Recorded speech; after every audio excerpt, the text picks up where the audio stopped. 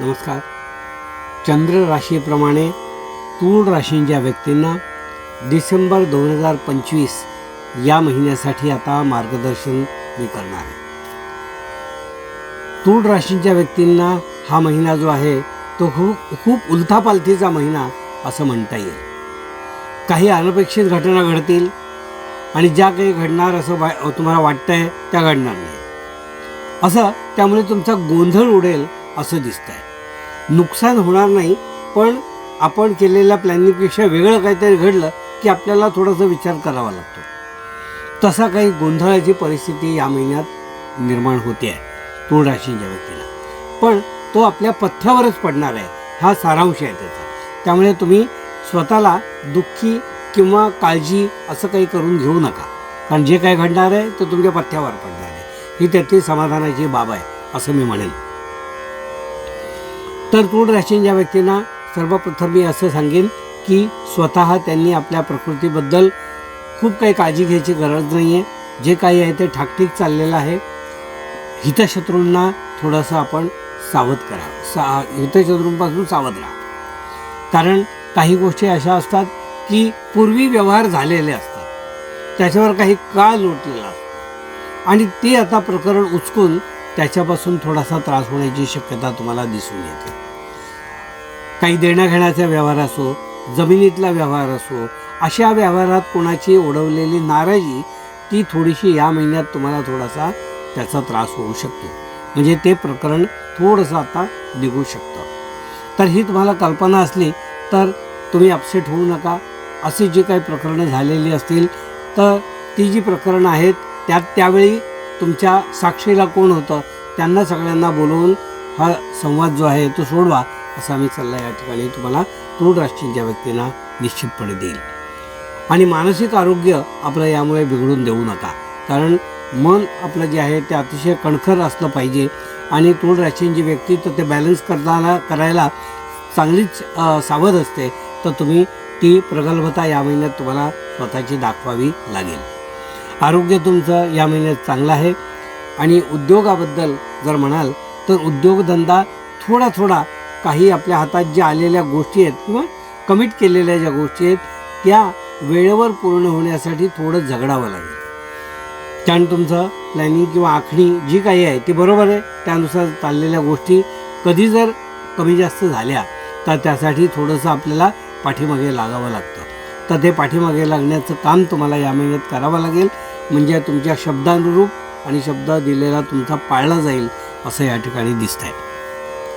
त्याचप्रमाणे अचानक काहीतरी धनलाभ होऊन, धनलाभ म्हणजे तुमचेच पैसे जे अपेक्षित नाही आहेत ते तुम्हाला या महिन्यात मिळू शकतात.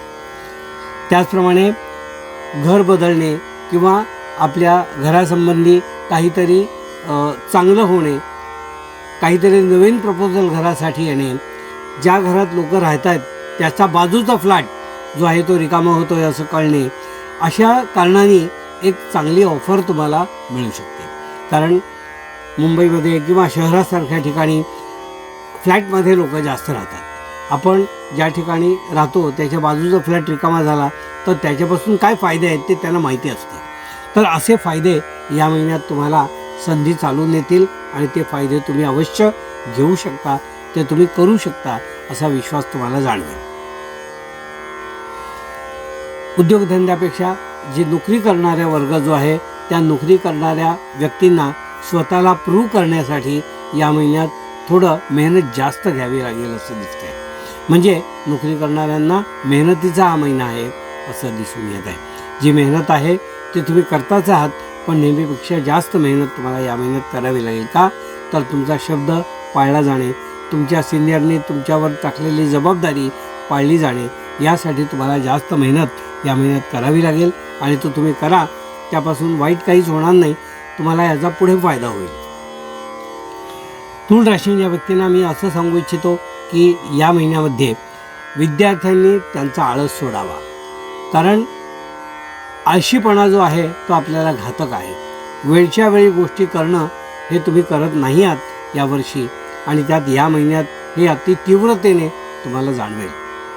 कारण ज्या काही परीक्षा वगैरे होतात, ज्या काही छोट्या टेस्ट असतात त्या टेस्टमधून मिळालेले मार्क आणि अन्य गोष्टी ज्या आहेत त्या तुम्हाला कळेल की त्यामध्ये आपण किती मागे आहोत। आणि जर तुम्ही खरोखर त्याप्रमाणे मागे असाल, तुमच्या अपेक्षेपेक्षा कमी मार्क असतील, तर जागृत व्हा, आत्ताच जागे व्हा आणि ॲक्टिव्ह होऊन आपल्या कामाला लागा।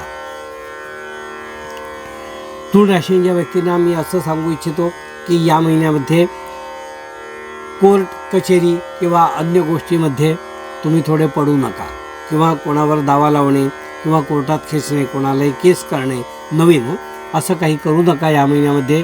ते आपला फालतू खर्च आणि वेळ आणि मनस्ताप या तिन्ही गोष्टींचा सामना तुम्हाला या महिन्यात करावा लागेल असं दिसतंय। त्यामुळे या गोष्टी मुद्दाम टाळण्याचा प्रयत्न तुमचा असू दे।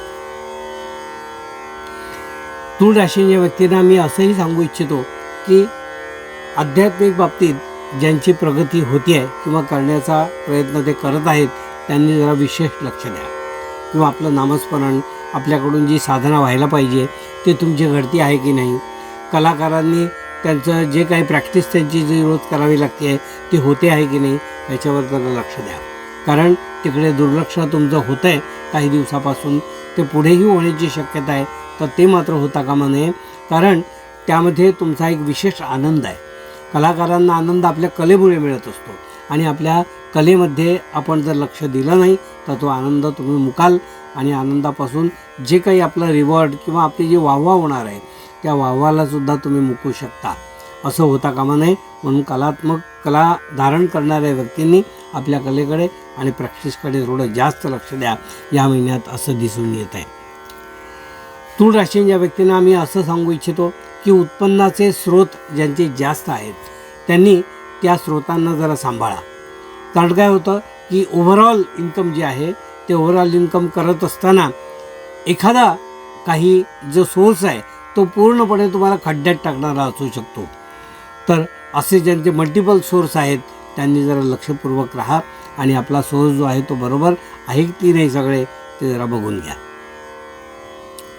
तुळ राशीच्या व्यक्तींना मी असं सांगू इच्छितो की या महिन्यामध्ये साधारणपणे आपण आणि आपले मित्र परिवार आणि आपले भावंड यापासून आपल्याला जी काही मदत होते, आर्थिक, शारीरिक आणि मानसिकसुद्धा, त्या मदतीचा आपण लाभ चांगला उठवा आणि त्याचा आपल्यासाठी चांगला फायदा करून घ्या, असंच मी या ठिकाणी मुद्दाम तुम्हाला सांगू इच्छितो। साधारणपणे ज्यांना नेत्र रोग आहेत किंवा डोळ्यामध्ये काही त्यांचा त्रास आहे या महिन्यामध्ये, ज्यांना डोळ्यांचा त्रास आहे त्यांनी या महिन्यामध्ये आपल्या डोळ्यांकडे जरा जास्त तीव्रतेने आणि काळजीपूर्वक लक्ष द्या। जुनी दुखणी थोडीशी या महिन्यात डोळ्यामध्ये येऊ शकतात, कारण आपण जुनं दुखणं होतं त्याच्यावर आपण औषध घेतलं आणि आता गेले 1.5-2 वर्ष काही नाही आहे असं तुम्ही म्हणत असाल तर आता थोडी जागी व्हा।